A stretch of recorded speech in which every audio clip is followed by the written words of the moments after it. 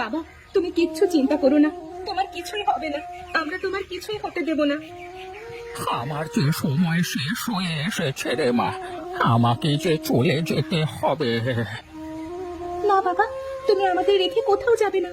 আর একটু পরেই ভোর হয়ে যাবে, আমরা তোমাকে কবিরাজের কাছে নিয়ে যাব।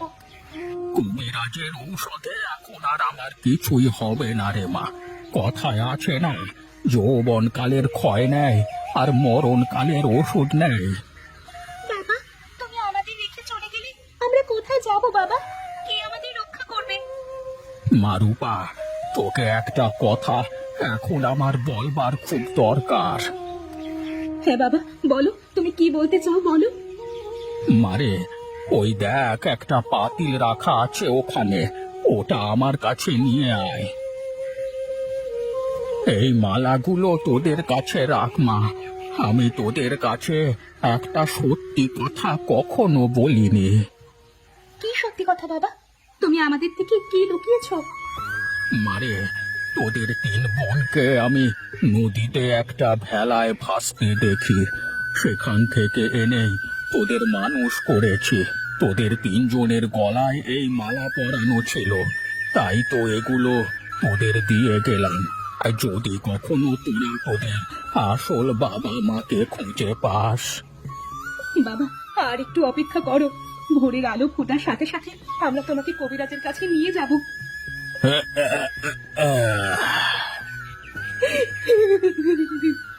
তুমি কি করলে বাবা? আমাদের তুমি একটু সময়ও দিলে না বাবা। এভাবে এভাবে তুমি আমাদের ছেড়ে চলে গেলে। তোরা চল আমার সাথে, এখানে থাকলে বেশি কষ্ট হবে আমাদের। আচ্ছা দিদি, এখন আমরা কি করব?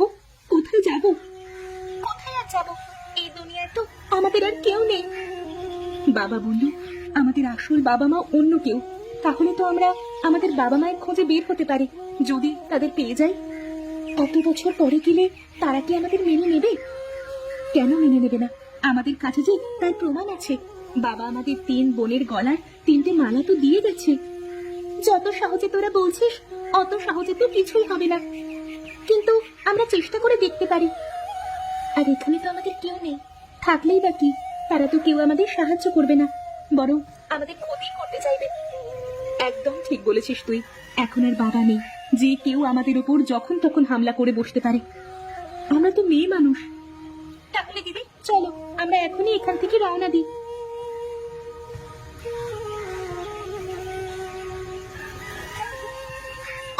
আমি আর হাঁটতে পারছি না দিদি, মনে হচ্ছে পায়ে ফোসকা পড়ে যাচ্ছে। আর একটু সামনে চল রাধা, আমরা তো এখন জঙ্গলের ভিতরে আছি। আমারও মনে হচ্ছে পায়ে ফোসকা পড়ে গেছে, হাঁটতে খুব কষ্ট হচ্ছে। চল ওই বড় গাছটার নিচে বসে একটু বিশ্রাম করি। তোরা কি এভাবে আর সামনে যেতে পারবি, নাকি আজকের রাতটা আমরা এখানেই কাটাবো? দিদি, আজকের মতো এখানেই রাতটা কাটাই, কাল সকালে উঠে আবার রওনা দেওয়া যাবে। সামনে তো গভীর জঙ্গল মনে হচ্ছে, আর গভীর বনে শুনেছি হিংস্র প্রাণীরা থাকে। হ্যাঁ হ্যাঁ, তার চেয়ে ভালো আমরা আজকের মতো এখানেই রাতটা কাটিয়ে কাল না হয় দেখা যাবে। শোন প্রীতম, আমি যাচ্ছি কাঠ কাটতে, তারপর সেগুলো বিক্রি করে দেখি বাজার থেকে কিছু চাল ডাল কিনে আনি। ঠিক আছে দাদা, আমি তাহলে যাই, দেখি ওই পুকুর পাড়ে যদি কোনো মাছ ধরতে পারি। আমি তাহলে কি করব? তুই আর কি করবি, যা দেখ কোথাও কোনো কিছু তেমন পাওয়া যায় নাকি যা আমাদের দরকার হতে পারে। বেশ, আমি তাহলে একটু চারপাশটা ঘুরিয়ে দেখি কেমন।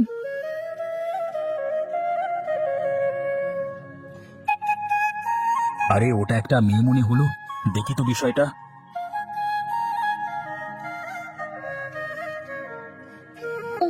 এতটা পথ হেঁটে আসলাম, কিন্তু কিছুই তো পেলাম না। খিদে যে পেটটা জ্বলে যাচ্ছে।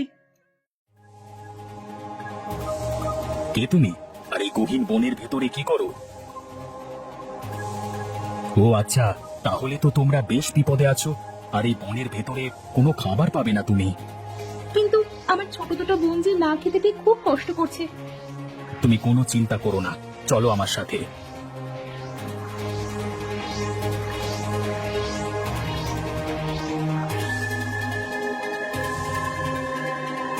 এই তো পুকুর পেয়েছি। বড্ড তেষ্টা পেয়েছে। যাই, একটু পানি খেয়ে নি। কে তুমি? কোথা থেকে এসেছো? আর এই গহীন বনে কি করো? আসলে আমার খুব তেষ্টা পেয়েছিল, তাই তো। ও আচ্ছা, তা এই বনে তুমি একা একা কি করো? জানো না এই বনে হিংস্র প্রাণী আছে? তা তো জানি না, কিন্তু আমার যে পানির তেষ্টা পেয়েছিল, পানি না খেলে তো এমনিতেই মরে যেতাম। বুঝেছি, তোমাদের জন্য আমি কিছু করতে পারি, কিন্তু তার জন্য তো তোমাদের আমার সাথে আমার দাদার কাছে যেতে হবে। বেশ, তাহলে তাই চলুন, আমিও আমার দিদিকে সবটা বলি।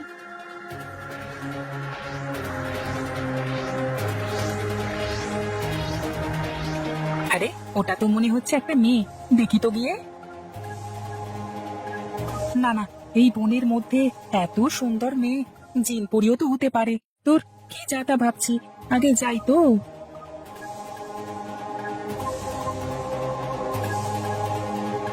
কি ছেলে রাধা, তুই কার সাথে কথা বলছিস? ভয় নেই, ও আমাদের ছোট ভাই, ওর নাম ভোলা। ও আচ্ছা, তার মানে আমরা 3 বোন আর তোমরা 3 ভাই। হ্যাঁ, এবার তোমরা চলো আমাদের সাথে। এই একটু সামনে গেলেই বা আমাদের থাকবার একটা ঘর আছে। আজ থেকে তোমরা এই ঘরে থাকবে, আর আমরা 3 ভাই এই গোয়াল ঘরে থাকবো। না না, তা কি করে হয়? তোমরা তোমাদের ঘরেই থাকবে, আমরা 3 বোন এই গোয়াল ঘরে দিব্যি কাটিয়ে দিতে পারবো। কোনো সমস্যা হবে না তো?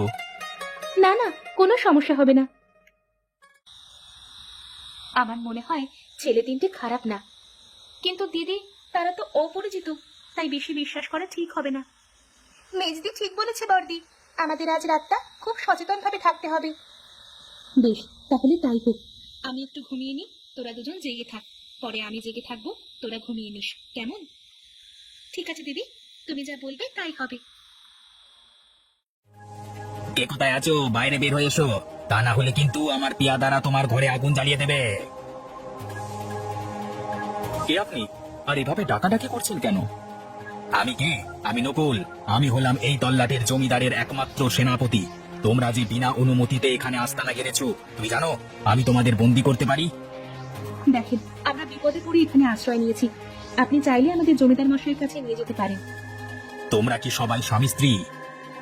না, আসলে আমরা স্বামী স্ত্রী নই, আমরা সবাই একসাথে এখানেই থাকি। ছি ছি ছি ছি, তার মানে তোমরা ব্যভিচারিণী? পেয়াদারা, বন্দি করো এদের। আজ জমিদার মশাইয়ের কাছে বলে এদের কঠিন শাস্তির ব্যবস্থা করব। জমিদার মশাই, এরা আপনার অনুমতি ব্যতীত বসতি স্থাপন করেছে। শুধু তাই নয়, এরা একে অন্যের সাথে বিবাহ বন্ধনে আবদ্ধ না হয়েই একসাথে থাকতে শুরু করেছে। আমার এলাকাতে এত বড় অন্যায়, আমি তোমাদের কঠিন শাস্তি দেব। কিন্তু জমিদার মশাই, আগে আপনি আমাদের কথা তো শুনুন। আমি আর কিছুই শুনতে চাই না, বন্দি করো এদের সবাইকে। না জমিদার মশাই, আমরা কোনো অপরাধ করিনি। আমি কি করে বিশ্বাস করব তোমরা কোনো অপরাধ করনি?